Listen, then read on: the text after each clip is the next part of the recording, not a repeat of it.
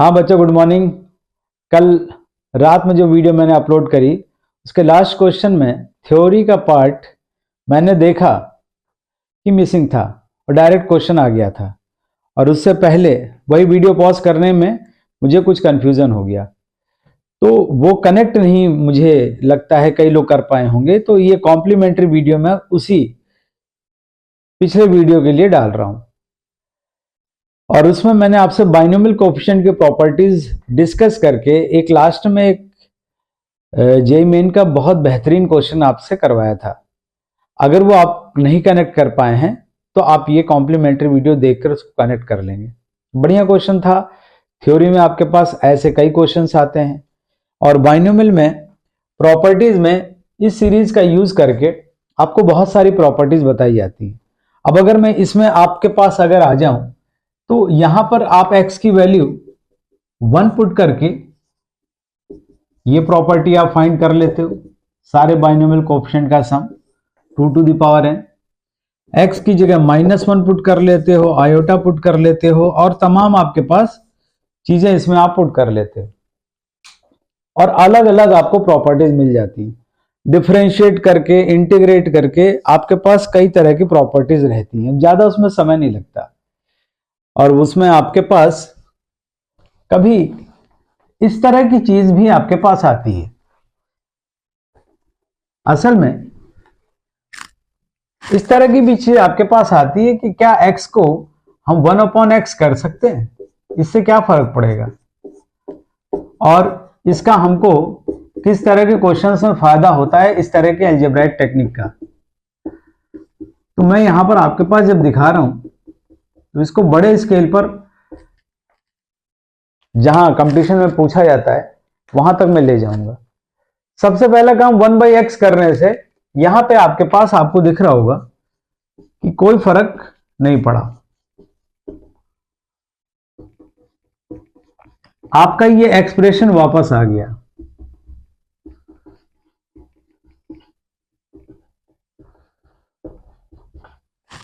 ये एक्सप्रेशन वापस आ गया। जब आप इसको इधर क्रॉस मल्टीप्लाई करते हो तो आपको एक फंक्शन रिपीट कर गया इस आइडेंटिटी के फॉर्म में, लेकिन ऐसा देखने में यहां पर दिख रहा है कि इसकी जो कोफिशिएंट आपके पास थे उन कोफिशिएंट में x to the power r का कोफिशिएंट जो cr था वो इस समय x की पावर n माइनस r का है ना। अब ये सोचिए कि यहां पर अगर आपके पास कुछ n माइनस r रहा होगा, है ना, तो इसका कोफिशिएंट यहां पर क्या होता। जाहिर है जब x की पावर ये आपके पास क्या हो जाता है, यहां पर अगर ये यहां पर मैं यहां पर ले जाऊं तो यही चीज आपके पास क्या हो जाती, cn माइनस r और upon x to the power n minus r। तो ये cn माइनस r जब हम इस x की पावर n को यहां पर मल्टीप्लाई करेंगे इधर तो ये क्या बन जाएगा, x की पावर r। तो आपके पास x की पावर r का coefficient cr cn minus r, ये दोनों कैसे हो सकते हैं। अगर दोनों हो सकते हैं और वो भी सेम एक्सप्रेशन में, इसका मतलब ये दोनों इक्वल होने पड़ेंगे, इनको आइडेंटिकल होना पड़ेगा। और यही वजह है कि हमारे पास ये बड़ी सिंपल सी प्रॉपर्टी जो बच्चे फॉर्मूला से भी प्रूव कर लेते हैं, तो NCR NCn माइनस r, कुछ लोग बेसिक लॉजिक से भी प्रूव कर लेते हैं। Selection of r objects out of n object is equal to same process of rejection, यानी NCn माइनस r।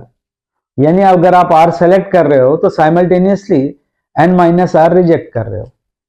तो ये आपके पास छोटा सा ये जो प्रूफ है अलजेब्राइक स्टाइल में, ये यहां पर बड़ा बेकार सा लग रहा होगा इसमें इसकी क्या जरूरत है, ये तो आसानी से प्रूफ हो सकता था।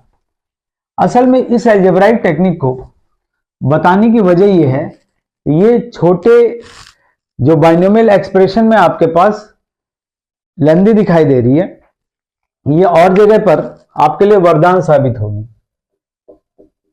देखिए, ये मैं ट्राइनोमियल का एक आपके पास क्वेश्चन लिख रहा हूं जो हॉलोनाइट का ओरिजिनल क्वेश्चन है, और आईटी ने कई बार इसके ऊपर क्वेश्चन पूछे हैं,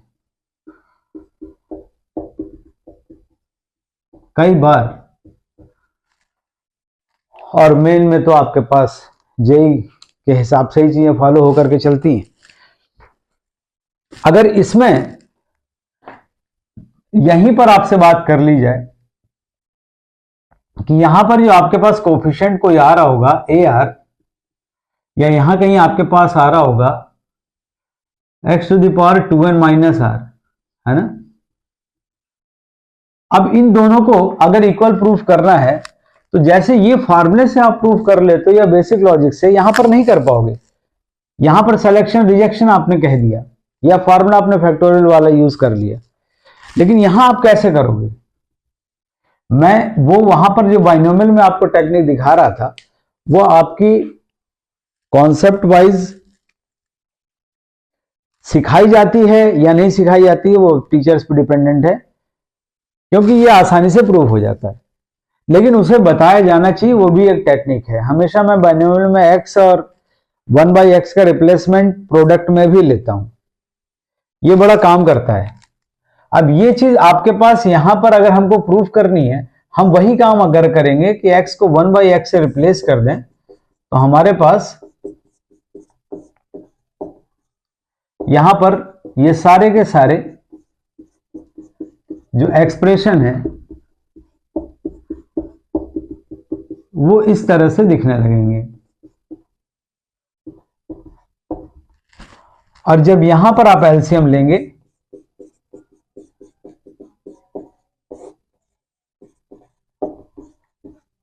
तो आप देखिए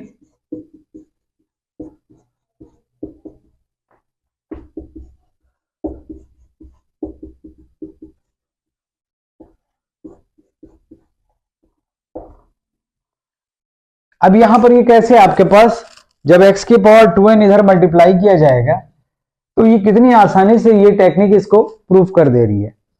वरना ट्राइनोमियल में अगर आप बाइनोमियल एक्सपेंशन के फार्मूले को यूज करते हुए आप ये सब कोएफिशिएंट निकालेंगे तो अच्छा खासा टाइम लग जाएगा। ये टेक्निक जो दो में आपके पास काम कर रही थी उतना ही इसमें भी काम कर रही है, यानी यहां पर भी आपके पास उतना ही स्टेप हुआ। अब पिछली बार वो आपके पास लेंदी लग सकता था, लेकिन अब आपके पास ये बहुत आसान सा लगेगा, और मुझे उम्मीद है कि इसे इसी तरह से आपके पास ट्राइनोमियल के बाद ये टेट्रानोमियल में ना पहुंच जाए, ये भी हो सकता है, लेकिन ये टेक्निक आपके पास बहुत सपोर्ट करेगी। यहां पर हम लोग ये देख पाते हैं कि जब इसको मल्टीप्लाई करेंगे तो आपके पास ये मल्टीप्लाई करने पर ये बन जाएगा 2n माइनस आर, और ये यहां पर मल्टीप्लाई करने से बन जाएगा x to the power r। अब आप ये सोच लीजिए कि अगर ये एक्सप्रेशन अब ये हट गया, अगर ये आपके पास ट्राइनोमियल एक्सप्रेशन इससे कंपेयर किया जाए तो x to the power r का कोफिशिएंट 2n माइनस r है और यहाँ ar है। अगर ये सेम एक्सप्रेशन आपका एक्सपेंड हुआ है तो डिफरेंट आपके पास कोफिशिएंट तो हो नहीं सकता, तो जो x की पावर r का कोफिशिएंट यहां पर है और जो x की पावर r का कोफिशिएंट यहां पर है उनको आइडेंटिकल होना पड़ेगा। तो सेम मैनर में a2n माइनस r हो जाता है। अच्छा, जिन बच्चों ने पढ़ाई कर रखी है उन सब के क्लास में ये चीजें हो ही चुकी होंगी, और एक बच्चा अगर इसको याद रखना चाहे तो याद रख सकता है कि इनके कोफिशिएंट का सम जब जब 2n होगा, 2n का मतलब इसका और इसका प्रोडक्ट, क्योंकि हाईएस्ट पावर कहां तक जाएगी 2n तक, तो अगर यहां पर भी वही बात है, वहां पर हाईएस्ट पावर आपके पास कहां तक जा रही थी, लीनियर में n तक ही जा रही थी, तो वही आपके पास यहां पर सफिक्स का सम था। तो ये आपके पास क्या दिखाई दे रहा है कि यहां पर वो सारे कोफिशिएंट आपस में इक्वल होंगे जिनके आपके पास सफिक्स का सम आपका 2n दिखाई दे रहा है, यानी हाईएस्ट पावर के इक्वल दिखाई दे रहा है। अब ये जो आपको बताया मैंने, इसका ही यूज मेन के उस क्वेश्चन में मैं करने लास्ट में जो मैंने करा था, वो मैंने लास्ट में जो आपके साथ किया था, वो उसमें थियोरेटिकल पोर्शन भी मैंने ये सब पढ़ाया था। और जब मैंने उसको देखा तो वीडियो पॉज करने के चक्कर में मुझे लगता है कंफ्यूजन हो गया। अब मैं वीडियो एडिटिंग वगैरह नहीं कर सकता, तो मैं नहीं कर रहा हूं। हाँ, ये बात अलग है, मैं कभी सीख लूंगा, उतना समय होगा तो ठीक है। ये मैं आपके पास अब आ जा रहा हूं इंपॉर्टेंट उस मेथड पर जिस पर ये क्वेश्चन बेस्ड था। और आप सब लोग मुझे इस बारे में अपने स्टेटमेंट को क्लियर करिएगा कि क्या हम इस तरह का एक्सप्रेशन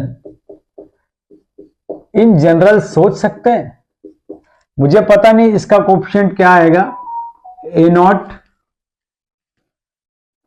a1x a2x स्क्वायर या फिर ar x to the power r, है ना, a2n minus r x to the power 2n minus r, और लास्ट में x to the power 2n, क्योंकि हाईएस्ट पावर 2n ही होनी है। तो अगर मैं अब इस तरह का एक्सप्रेशन ट्राइनोमियल में आपके साथ डिस्कस करूं तो आप ये आराम से प्रूव कर सकते हैं कि नहीं ये और ये इक्वल होंगे। कर सकते हैं ना। अरे सेम आपके पास वर्किंग है, x को 1/x रिप्लेस करो, ये 1/x आपके पास आएगा। यही होना है जो वहां पर हुआ था। यहां पर कुछ भी ज्यादा परेशान होने की जरूरत नहीं है। अब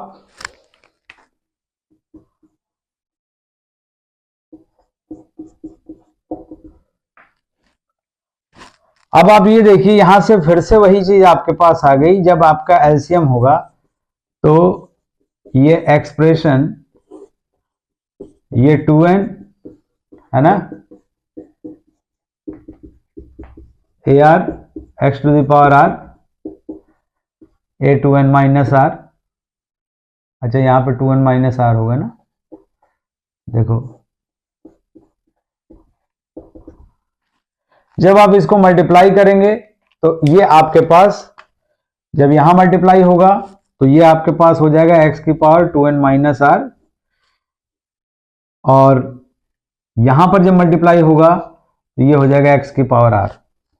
तो फिर से वही बात आपको दिखाई दे रही है कि अब ये आपका एक्सप्रेशन आइडेंटिकल टू दिस है।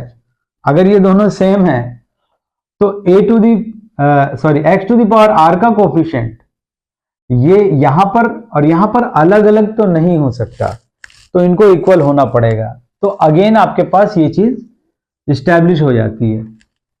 अब अगर बच्चों को ये, आपको ये ध्यान रहे कि ट्राइनोमियल आपने करा है और उस ट्राइनोमियल के एक्सटेंशन में किसी ने क्वेश्चन ये बना दिया कि आपके पास एक्स स्क्वायर का कोफिशिएंट और कांस्टेंट सेम कर दिए, तो आपके पास बड़े आराम से वो लोग इक्वल प्रूफ हो जाएंगे, कोई भी मुश्किल नहीं। तो मैं एक सिंपल सा क्वेश्चन इसके ऊपर आपके सामने लिख रहा हूं और वीडियो एक सेकंड रोक देता हूं।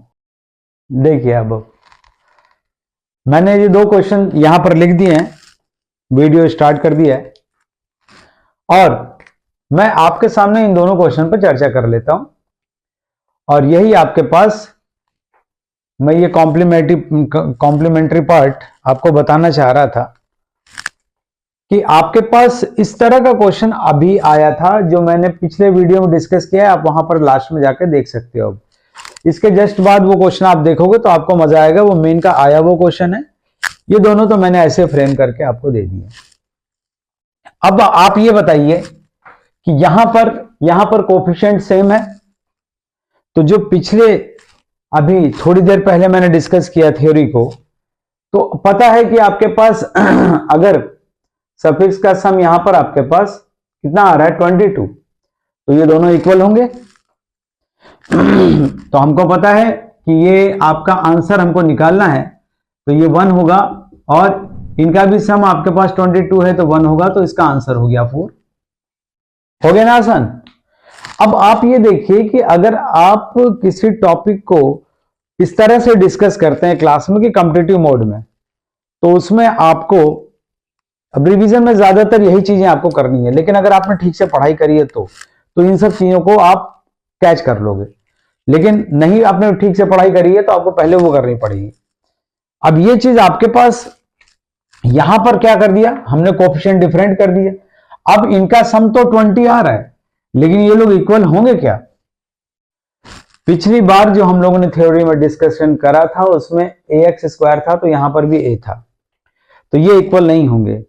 तो हमको इस पूरे एक्सप्रेशन में थोड़ी सी एक अलजेब्राइक टेक्निक यूज करनी है। x को अगर मैं 1/√3x से रिप्लेस कर दूं तो मेरा ये एक्सप्रेशन, देखो b से तो कोई फर्क पड़ना नहीं था, तो ये ऐसे ही हो जाएगा। ये एक्सप्रेशन आपके पास आ जाएगा, और यहां पर x² का कोएफिशिएंट और यहां पर कांस्टेंट सेम हो जाएंगे। अब आप यहां पर हो सकता है कि इसमें आप इसको C0, क्योंकि एक्सप्रेशन इससे अलग है, तो यहां पर जो इसका एक्सप्रेशन आएगा, यहां पर आप C5 और यहां पर C15